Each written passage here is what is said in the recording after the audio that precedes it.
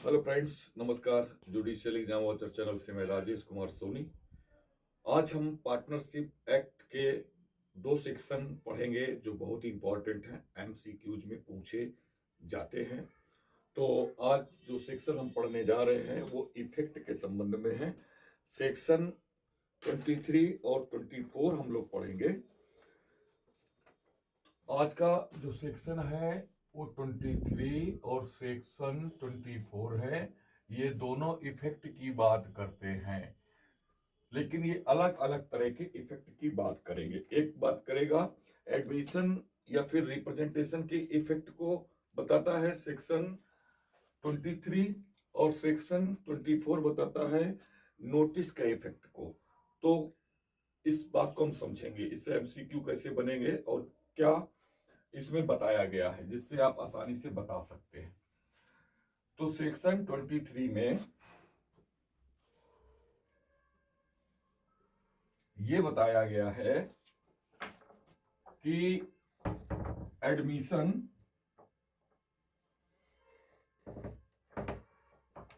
या फिर रिप्रेजेंटेशन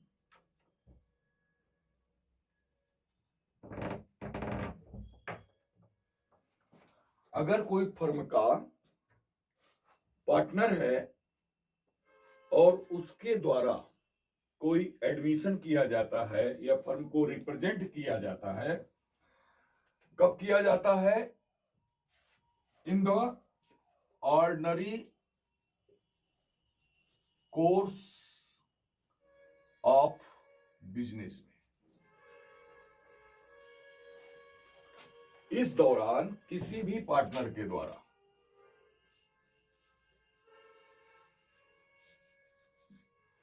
तो फर्म का कोई partner ordinary course of business में कोई भी एडमिशन या रिप्रेजेंटेशन करता है तो उसका इफेक्ट क्या होगा, इसकी चर्चा करता है सेक्शन 23। तो वो ये कहता है कि अगर ऐसा किसी पार्टनर ने किया है तो वो उस फर्म के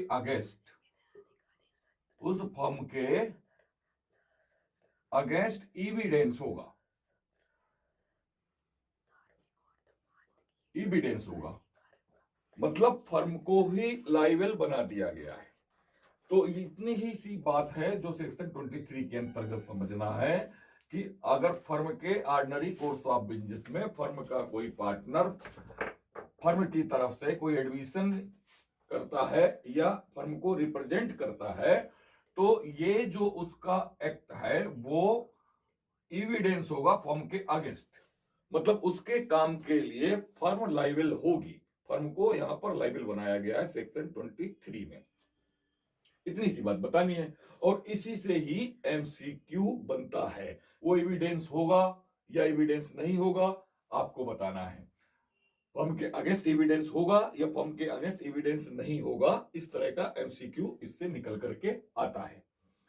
और इससे यह भी आता है कि अगर एविडेंस होगा तो आपको देखना है कि ऑर्डिनरी कोर्स ऑफ बिजनेस में उस पार्टनर को या तो एडमिशन करना चाहिए या रिप्रेजेंटेशन करना चाहिए। अगर उस क्वेश्चन में ऑर्डिनरी कोर्स ऑफ बिजनेस को नहीं दिखाया गया है और आपसे सीधे एमसीक्यू पूछ लिया गया है, वहां पर आपको ये पता नहीं चल रहा है कि ये जो एडमिशन रिप्रेजेंटेशन है वो ऑर्डिनरी कोर्स ऑफ बिजनेस में किया गया है या नहीं किया गया है फर्म के, तो फिर वो आप देखेंगे कि वहां एविडेंस होगा या नहीं होगा। वो एमसीक्यू के नेचर पर डिपेंड करेगा, याद रखिएगा, ऐसा एमसीक्यू बनता है। अब सेक्शन 24 देख लेते हैं। सेक्शन 24 कहता है, बड़ा आसान है ये सब समझने का, भर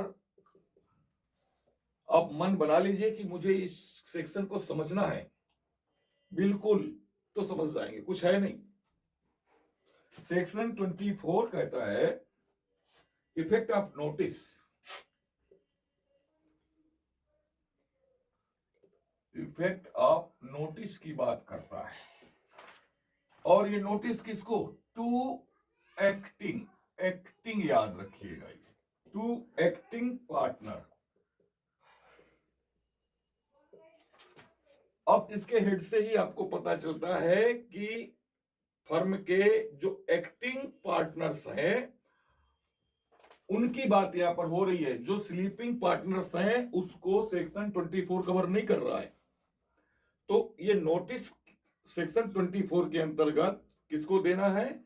एक्टिंग पार्टनर को देना है, स्लीपिंग पार्टनर को नहीं। डॉर्मेंटेड पार्टनर्स जो हैं उनको नहीं, उनका यहां पर कोई मतलब ही नहीं है। तो effect of notice to acting partner, तो फर्म का जो भी एक्टिंग पार्टनर है, जो भी फर्म के बिजनेस को देख रहे हैं,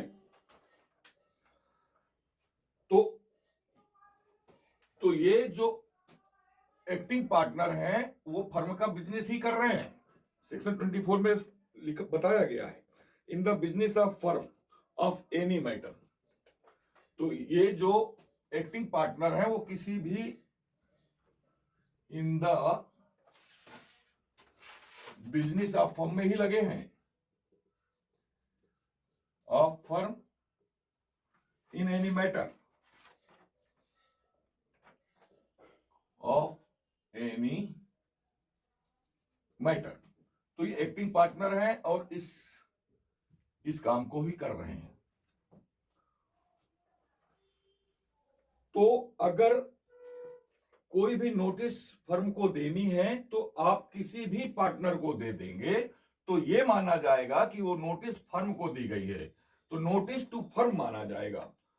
अगर किसी एक पार्टनर को भी, एक्टिंग पार्टनर को आप नोटिस देते हैं तो ये नोटिस टू दी फर्म मानी जाएगी। तो ये आपको याद रखना है, नोटिस टू दी फर्म मानी जाएगी।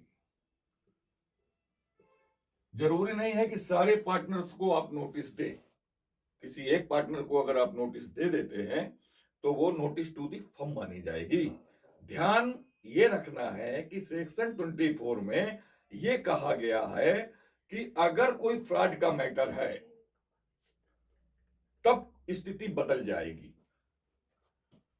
तो सेक्शन 24 में बताया गया कि अगर कोई फ्रॉड किया गया है, किसी पार्टनर के द्वारा कोई फ्रॉड किया गया है, तो अगर कोई फ्रॉड किया गया है तब फिर आपको जिस पार्टनर ने फ्रॉड किया है उसको छोड़ देना है और बाकी जितने मेंबर्स हैं सबको नोटिस आपको देनी पड़ेगी।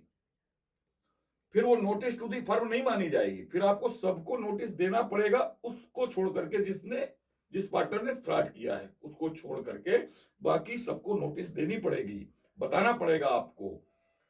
तो ये सेक्शन 24 कहता है कि अगर in the business of firm of any matter में कोई एक्टिंग पार्टनर है और वो पार्टनर को आपने नोटिस दे दी है तो सेक्शन 24 कहता है कि वो नोटिस टू दी फर्म हो जाएगी, नोटिस टू दी फर्म मान ली जाएगी।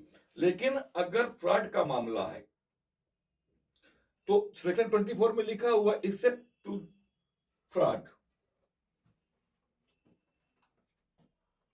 उसमें लिखा है accept in the case of fraud, ये लिखा हुआ है सेक्शन 24 में लिखा हुआ। तो ये जो कहानी है सेक्शन 24 में बताई गई है वो accept in the case of fraud की बात है।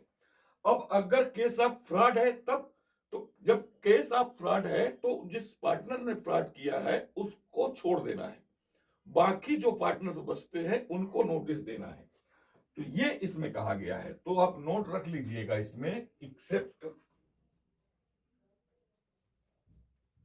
In the case of fraud, ये आपको याद रखना है। इस संबंध में नोटिस टू दी फर्म नहीं मानी जाएगी, बाकी इसको छोड़ देंगे तो नोटिस टू दी फर्म मानी जाएगी। तो यहां पर सेक्शन 24 में effect of notice to acting partner का जो हेड है उसका मतलब यही है कि अगर फ्रॉड का मैटर नहीं है, in the business of firm of any matter में कोई एक्टिंग पार्टनर है तो नोटिस टू दी फर्म हो जाएगी। बाकी अगर फ्रॉड है तो जिसने फ्रॉड किया है उसको आप छोड़ दीजिए, बाकी सबको नोटिस आपको देनी पड़ेगी, ये कहता है सेक्शन 24। तो ये दो सेक्शन इफेक्ट से संबंधित है, पार्टनरशिप एक्ट के। यहां से क्वेश्चन पूछे जाते हैं, एमसीक्यू पूछे जाते हैं, रख लीजिए। यहां पर जो एमसीक्यू बनता है वो ये आपको पूछेगा कि वो नोटिस टू दी फर्म होगी नहीं होगी, कैसे होगी। तो ये नोटिस टू दी फर्म आपको याद रखना है कि इस कंडीशन में होगी, इस कंडीशन में नहीं होगी। अगर ये कंडीशन बनती है तो फिर इसको छोड़ करके बाकी को नोटिस आपको देनी ही पड़ेगी, सबको नोटिस देनी पड़ेगी जितने पार्टनर्स बचेंगे। लेकिन इस कंडीशन में आप किसी एक एक्टिंग पार्टनर को आप नोटिस दे दीजिए तो वो नोटिस टू दी फर्म मानी जाएगी। तो ऐसे एमसीक्यू यहां से निकलेंगे। तो एमसीक्यू आपको दिमाग में रखने हैं। जब आपके पास इसका जो आइडिया है वो आपके दिमाग में रहेगा तो एमसीक्यू फिर तो हलवा हो जाते हैं आपके लिए। कैसा लगा मेरा ये वीडियो? अगर आपको अच्छा लगता है तो आप लाइक करिए, सब्सक्राइब करिए, कमेंट करिए। अगर आप मेरे चैनल पे नए हैं तो फिर आप मेरे चैनल को सब्सक्राइब कर लीजिए, क्योंकि मैं इसी तरह के वीडियो टाइम टू टाइम देता रहता हूँ। Thank you for watching.